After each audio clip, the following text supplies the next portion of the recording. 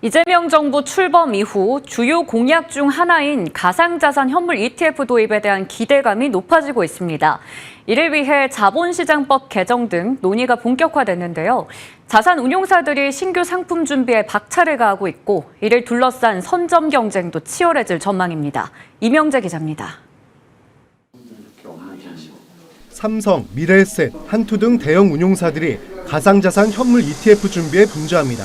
각사들은 제도 도입 이후 신규 상품을 빠르게 내놓고 시장을 선점한다는 전략입니다.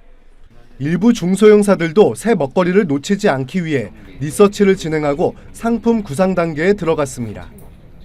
운용업계는 관련 규제가 풀리고 시장의 파이가 넓어진다는 점에서 가상자산 ETF가 매우 의미가 있고 전통자산 외 가상자산을 포함한 새로운 생태계가 열릴 것으로 기대합니다. 법 개정 등 제도적인 부분이 마련되고 금융당국의 승인이 떨어지면 여러 회사들이 동시에 상품을 내놓을 것으로 예상됩니다. 준비 기간은 상품 구조 설계, 관련 시스템 구축 등 6개월가량 걸릴 것으로 업계는 내다봅니다. 자산운용사, 가상자산 거래소 간 협업도 가속화될 양상입니다. 신규 추종지수를 개발하거나 기존 지수를 활용하는 등 다양한 형태로 상품을 만들 것으로 예상됩니다. 시장 초기엔 위험 부담을 최소화하기 위해 대표적인 암호화폐인 비트코인과 이더리움만 담는 방식으로 상품이 출시될 것이란 말도 나옵니다.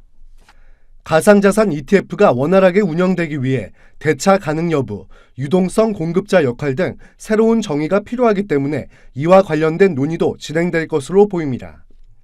신시장이 열리는 만큼 설정, 수탁, 운용, 평가 등 관련 인프라 구축과 함께 투자자 보호 조치 필요성도 제기됩니다.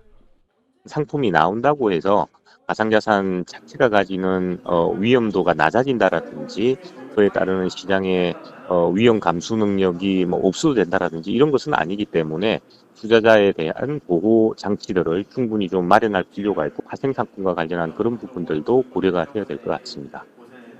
제도권 문턱에선 가상자산 현물 ETF, 금투업계 신규 수익 창출, 가상자산 투자자 유입 등 긍정적인 효과가 기대되는 가운데 연내 모습을 드러낼 수 있을지 관심이 집중됩니다. 머니투데이 방송 이명재입니다.